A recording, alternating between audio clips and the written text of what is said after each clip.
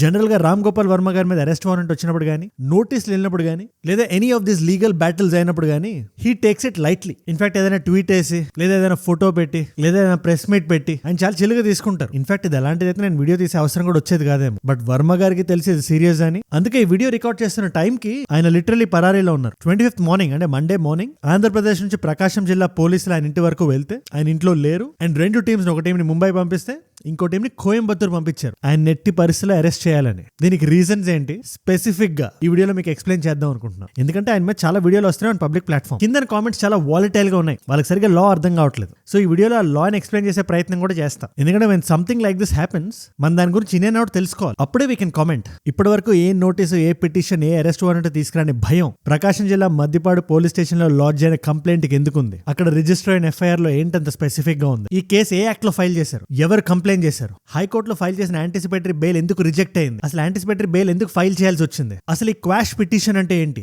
In case Ram Gopal Varma గారు దొరికితే ఇప్పుడు ఏమవుతుంది, అది మన ఇండియాలో ఉండే ఫ్రీడమ్ ఆఫ్ స్పీచ్ కి థ్రెట్టా లేదా ఇది నెసెసరీ కరెక్షన్, ప్రతి ఒక్కటి ఈ వీడియోలో మనం డిస్కస్ చేద్దాం. ఎందుకంటే ఈ పార్టీ చేసిందా, ఆ పార్టీ చేసిందా, పాప్కార్న్ తింటూ కామెంట్స్ చేయడం కాదు. That's not the philosophy of this channel. మనం ఇక్కడ ఈ టాపిక్ మీద క్వాలిటేటివ్ అనాలిసిస్ చేద్దాం, రామ్ గోపాల్ వర్మ గారి అరెస్ట్ వారెంట్ మీద. అండ్ నేను ఆయనకి ప్రోగా మాట్లాడిన, అగేన్స్ట్ గా మాట్లాడను, కేస్ ఇన్ పాయింట్ మాట్లాడతా. ఇలాంటి ఇంపార్టెంట్ వీడియో, ఇలాంటి ఇంపార్టెంట్ డిస్కషన్ మనల్ని మెంటల్ గా నరిష్ చేసే విధంగా, మన రియల్ లైఫ్ లో అప్లై చేసే విధంగా రోజుకు ఒక వీడియో మీ ముందుకు వస్తుంది. నేను వీడియో పెట్టగానే మీ దాకా రావాలి కదా. సో మీరు చేయాల్సిన విషయం ఒకటే ఉంది, కింద ఒక సబ్స్క్రైబ్ బటన్ ఉంది కదా, అది నొక్కి పెట్టుకోండి. అండ్ ఒక 2 months తర్వాత చేంజ్ మీరే చూడండి. You'll be updated current affairs సంబంధించి, local, national, international news.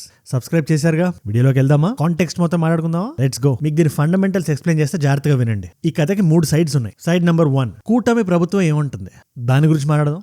Side number 2, ఒక హైకోర్టు అడ్వకేట్ ఒక అతను ఉన్నారు, బాలయ్య గారు అని, ఆయనే రామ్ గోపాల్ వర్మ గారు అడ్వకేట్, ఆయన ఏమంటున్నారు. ఇకపోతే సైడ్ నెంబర్ 3, ఈ ఎంటైర్ ఆర్డియల్ మీద, ఎంటైర్ ఫియాస్కో మీద వైసీపీ గవర్నమెంట్, ముఖ్యంగా జగన్మోహన్ రెడ్డి గారు 5 రోజుల క్రితం ఒక ప్రెస్ మీట్ పెట్టి ఒక మాట అన్నారు ఆయన. అండ్ ఇక్కడ జరుగుతున్న డిటెన్షన్స్ ఇల్లీగల్ అని ఆయన రీజన్స్ ఆయన చెప్పుకొచ్చారు. అది కూడా డిస్కస్ చేద్దాం. అన్ని పాయింట్స్ మీ ముందు పెడతా, and then you decide what is right. First TDP side argument విందాం. ఈ కేసు ఎవరు రిజిస్టర్ చేశారు, ప్రకాశం జిల్లాలో మద్దిపాడు అనే ఊరు ఉంది, అక్కడ టీడీపీ మండల్ సెక్రటరీ ఒక అతను, ఆయన పేరు రామలింగం, ఆయన ఫైల్ చేసిన కేసు ఇది. ఒక స్పెసిఫిక్ ఎక్స్ పోస్ట్ కి సంబంధించి, అదే ట్విట్టర్. ఈ ఎలక్షన్స్ ముందు జనరల్ గా పాలిటిక్స్ లో ఈ పొలిటికల్ ప్రాపగెండా గానీ, పార్టీ ప్రాపగెండా గానీ, వాటికి సంబంధించిన సినిమాలు వస్తుంటాయి. మీకు లోకల్ గా చెప్పాలంటే రామ్ గోపాల్ వర్మ గారు చేసిన సినిమాలే ఉన్నాయి. అది 2019 ముందు కావచ్చు, ఈ 2024 ఎలక్షన్స్ ముందు కావచ్చు. లక్ష్మీస్ ఎన్టీఆర్ అని, అమ్మ రాజ్యంలో కడప రెడ్లని, లేదా మొన్న వచ్చిన వ్యూహం శపథం, ఇలాంటి మూవీస్, లేదా ఇటువైపు వాళ్ళు చేసిన ఫిల్మ్స్ కూడా ఉంటాయి. అది కామన్, అది ప్రతి పార్టీ వాళ్ళు చేస్తారు. మీకు హూ కిల్డ్ వివేక ఆర్ వివేకం అని ఒక సినిమా వచ్చింది. So that is a propaganda film, వైసీపీని డిఫేమ్ చేయడానికి. ఎలా అయితే టీడీపీని డిఫేమ్ చేయడానికి వీళ్ళు చేస్తున్నారు. ఇది లోకల్ వరకు అనుకోకుండా నేషనల్ లో కూడా ఇలాంటి సినిమాలు వస్తుంటాయి. అది కాంగ్రెస్ కి ఎక్స్క్లూజివ్ అని నేను చెప్పట్లేదు. ఇప్పుడు ఎలా అయితే బీజేపీ ప్రాపగెండా ఫిల్మ్స్ వస్తుంటాయో,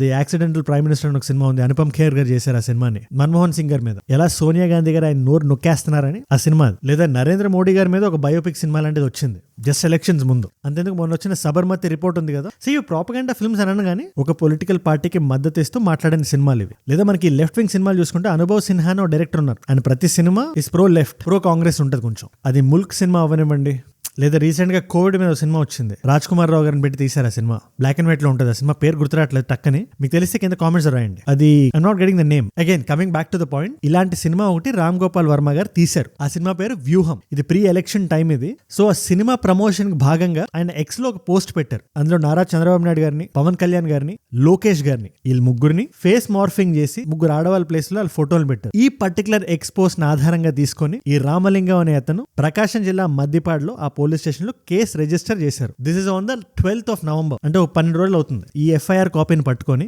మద్దిపాడు పోలీసులు రామ్ గోపాల్ వర్మ గారిని విచారణకి రమ్మన్నారు. ఆయనకి ఇప్పుడు జరుగుతున్న సోషల్ మీడియా అరెస్ట్లు ఇవన్నీ అర్థమవుతున్నాయి ఆయనకి. వైఎస్ఆర్ జిల్లాలో సోషల్ మీడియా యాక్టివిస్ట్ వర్రా రవీంద్రారెడ్డిని సీకే దిన్నె పోలీస్ స్టేషన్ నుంచి మరో చోటకు తరలించారు పోలీసులు.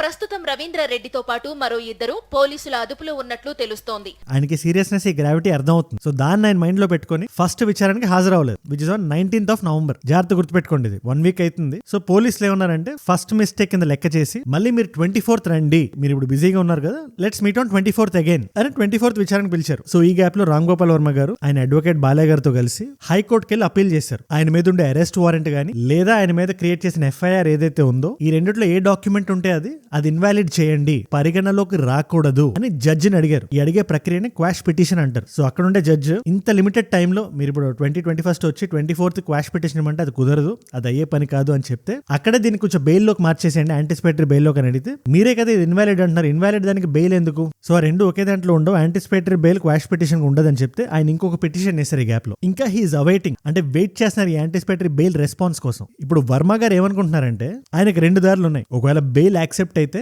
వెళ్ళి ఆ విచారణకు ఫిజికల్ గా వెళ్ళి, ఎందుకంటే ఇప్పటిదాకా వర్చువల్ అంటున్నారు, దాని గురించి కూడా చెప్తా, డైరెక్ట్ గా మ్యాన్ టు మ్యాన్ వెళ్ళి మాట్లాడతారు. ఎందుకంటే ఆయన దగ్గర బెయిల్ ఉంది కాబట్టి పోలీసులు ఆయన ఏం చేయలేరు.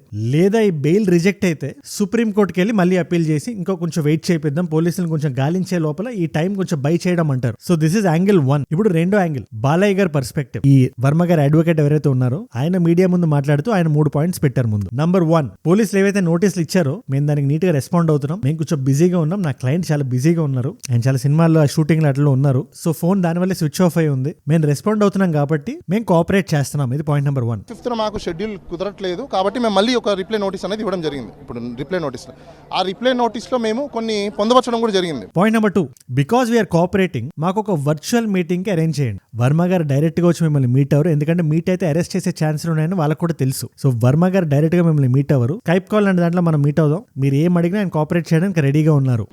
సుప్రీంకోర్టు కొన్ని సందర్భాలలో వర్చువల్ హైబ్రిడ్ సిస్టమ్ కూడా విచారణ కూడా తీసుకోవచ్చు అని చెప్పేసి అని చెప్పింది కాబట్టి. ఇకపోతే పాయింట్ నెంబర్ 3, అనవసరంగా మీడియాలో థర్డ్ డిగ్రీ అని స్పెక్యులేట్ అవుతుంది. వర్మ గారు లాంటి సెలబ్రిటీ మీద థర్డ్ డిగ్రీ ప్రయోగిస్తే అది పోలీసులకు చాలా రిస్క్. అది సో థర్డ్ డిగ్రీ చేస్తారని మేము భయపడుతున్నాను మీరు అనుకుంటే అది కరెక్ట్ కాదు. ఇది బాలయ్య గారి స్టాండ్. ఇది ఇకపోతే దీని మీద వైఎస్ జగన్మోహన్ రెడ్డి గారు చాలా ఇంట్రెస్టింగ్ స్టాండ్ ఉంది. ఆయన ఒక 5 days బ్యాక్ ఒక ప్రెస్ మీట్ ఇచ్చారు. ఆ టైంకి ఇలా అరెస్ట్ వారెంట్లు ఇవన్నీ జరగలేదు, కానీ మీరు రివెంజ్ పాలిటిక్స్ చేస్తున్నారు, రెడ్ బుక్ పాలిటిక్స్ చేస్తున్నారు, ఎవరైతే మీకు అగేన్స్ట్ గా మాట్లాడుతున్నారో వాళ్ళని ఇమీడియట్ గా న్యాప్ చేయడానికి ఇది ఒక ప్రక్రియ, ఇది which is not right. Ram Gopal Varma గారి మీద మీరు మాట్లాడుతున్నారు కదా, మరి ఆయన తీసిన ప్రతి సినిమా సెన్సార్ అప్రూవల్ అయ్యే వచ్చింది, సెన్సార్ బోర్డు అప్రూవ్ చేసింది, మరి సర్టిఫికేషన్ తెచ్చుకున్న సినిమాని మీరు ఎలా క్వశ్చన్ చేస్తారో అని అంటున్నారు. రామ్ గోపాల్ వర్మ చేసిన సినిమాకు సెన్సార్ బోర్డు అప్రూవల్ ఉంది, సెన్సార్ బోర్డు అప్రూవల్ వచ్చింది, అప్రూవల్ వచ్చినాకనే ఆయన రిలీజ్ చేసినాడు.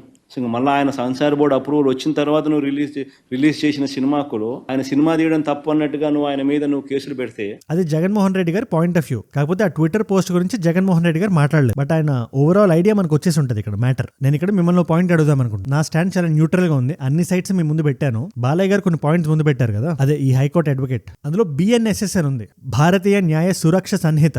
ఇది న్యూ లీగల్ ఆర్డర్, ఇది దాంట్లో దీనికి ప్రొవిజన్ ఉంది ఏదైతే డిజిటల్ మీటింగ్ ఉందో. సో ఇవాళ డిజిటల్ యుగంలో వర్మ గారు వర్చువల్ గా వస్తారంటే బాధ ఏంటి అని ఆయన అడుగుతున్నారు. దానికి ప్రకాశం ఎస్పీ AR దామోదర్ గారి రెస్పాన్స్ చాలా సింపుల్ గా ఉంది. ఇది మేము మొదటిసారి మిమ్మల్ని పిలిపించినప్పుడు చెప్పాల్సిన మాట, ఇది ఫస్ట్ టైం ఎగ్గొట్టి సెకండ్ టైం రాకుండా ఫోన్ స్విచ్ ఆఫ్ చేసి మేము వచ్చినప్పుడు చెప్పాల్సిన మాట కాదు ఇది అని అంటున్నారు. అండ్ ఆయన స్టాండ్ చాలా క్లియర్ గా ఉంది. వర్మ గారు నన్ను డైరెక్ట్ గా కలవాలో వర్చువల్ గా కలవాలో ఆ చాయిస్ నా చేతిలో ఉంది. అండ్ ఐ ఫీల్ నేను వర్మ గారిని డైరెక్ట్ గా కలవాలనుకుంటున్నాను అని అంటున్నారు, ఖరాఖండిగా అంటున్నారు. సో వాళ్ళు పోలీసులకు లెటర్ కూడా పంపించారు RGV గారి సైడ్ నుంచి, దాంట్లో మేము కోఆపరేట్ చేయడానికి రెడీగా ఉన్నాం, మేము నోటీసులకు రెస్పాండ్ అది చాలా బలంగా అవుతున్నాం, దానికి అదనంగా ఒక 2 weeks నేను బిజీగా ఉంటాను, ఈ 2 weeks తర్వాత ఎప్పుడు కలవమన్నా ఏ డేట్ అన్నా నేను రావడానికి రెడీగా ఉన్నా, సిద్ధంగా ఉన్నా, నాకు ఒక 1 week ముందు ఇంటిమేట్ చేయండి చాలు అని కొన్ని కండిషన్స్ పెడుతూ ఆయన ఒక లెటర్ రాశారు. మాకు సో టైం ఇవ్వండి, ఒక 2 weeks టైం కావాలి, మా ప్రీ షెడ్యూల్స్ ఆక్యుపై ఉన్నాయి, ఆ షెడ్యూల్స్ ఆక్యుపై అయిపోయిన తర్వాత నుంచి మేము చేసి ఏదైనా చేస్తాము, మేము వచ్చి కోఆపరేట్ చేస్తామని కోరడం అయితే జరిగింది. దీన్ని కూడా పోలీసులు చాలా లైట్ గా తీసుకోలేదు, దే ఆర్ వెరీ యాంగ్రీ, ఆయన మమ్మల్ని లైట్ గా తీసుకుంటున్నారని. సో ఇక్కడ ఇష్యూ ఎక్కడ వచ్చింది అంటారు, నాకు మీరు కామెంట్స్ రాయండి. నాకు 2 sides 2 ప్రాబ్లమ్స్ ఉన్నాయి, నేను మీ ముందు చెప్తున్నా, ఓపెన్ గా చెప్తున్నా.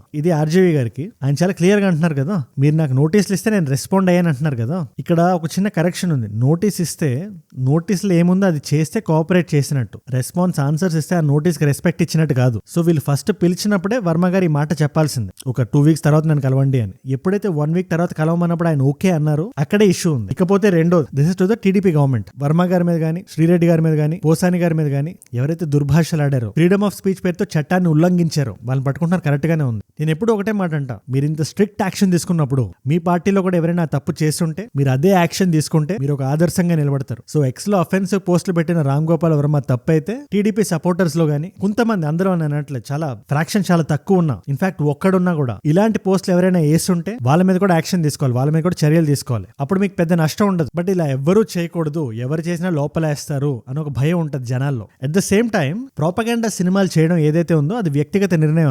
అది వైసీపీ ప్రోపగండా అవ్వచ్చు, టీడీపీ ప్రోపగండా అవ్వచ్చు. సినిమా తీసినందుకే we should not hold anybody responsible. ఎందుకంటే అది ఒక ఫిల్టర్ దాటి వస్తుంది, సెన్సార్ బోర్డ్ అనే ఫిల్టర్. అది ఈ పార్టీ అయినా ఆ పార్టీ అయినా. సో వ్యూహన్ సినిమా తీసిన వర్మ గారి తప్పైతే మరి అప్పుడు ఈ పార్టీ ప్రోపగండా సినిమాలు తీసిన మూవీస్ వాళ్ళని కూడా పట్టుకోవాలి కదా. ఇది జస్ట్ ఒక చిన్న థాట్ అంతే. ఈ వీడియో ఎవరైతే చూస్తున్నారో మీరేమంటారు? మిమ్మల్ని అడుగుతున్నా, డైరెక్ట్ మిమ్మల్ని అడుగుతున్నా. ఈ పార్టీ ఆ పార్టీ అని పెట్టుకోకండి. మీ మనస్సాక్షికి ఏమనిపిస్తే చెప్పండి. Let us try to be neutral. నేను అదే పుష్ చేయడానికి చూస్తా. ఎవరు తప్పు చేసినా క్వశ్చన్ చేయాలి. అండ్ మీరు ఇక్కడ వరకు మన వీడియోలో వచ్చారంటే నా వీడియోస్ మిమ్మల్ని ఆకట్టుకుంటున్నాయి అండ్ ఒక వాల్యూ పొందుతున్నారు. Thank you so much for that. ఇలాంటి ఒక సెన్సేషనల్ టాపిక్ తీసుకొని కూడా, ఆర్జీవీ అరెస్ట్ లాంటి టాపిక్ తీసుకొని కూడా అన్బయాస్ డిస్కషన్ పెట్టడానికి చూస్తుంటే, ఇలా ఇవాళ కాదు రోజు నా సైడ్ నుంచి ఒక వీడియో మీకు వస్తుంది. 10-15 minutes నాతో స్పెండ్ చేయండి చాలు. ఒక కరెంట్ అఫైర్స్ టాపిక్ తీసుకొని I package it in the right way, మీకు కరెక్ట్ గా అర్థమయ్యేలాగా. నేను వీడియో పెట్టగానే మీ దాకా రావాలి కదా. సో కింద కనబడే సబ్స్క్రైబ్ బటన్ నొక్కి పెట్టుకోండి చాలు. నేను మిమ్మల్ని మళ్ళీ రేపు కలుస్తా. అండ్ నాతో కనెక్ట్ అవుదాం అనుకుంటే ఇన్స్టాగ్రామ్ లో అజయ్ ఫ్రమ్ ఏజూడ్ అని కొట్టండి. అజయ్ ఫ్రమ్ ఏజూడ్. You should be able to find me. 1+ million followers ఉంటారు. That's about it. నాతో కనెక్ట్ అవుదాం అనుకున్నా,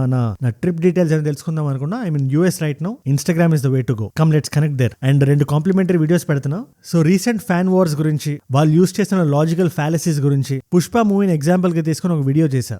దట్ వీడియో ఇస్ హియర్.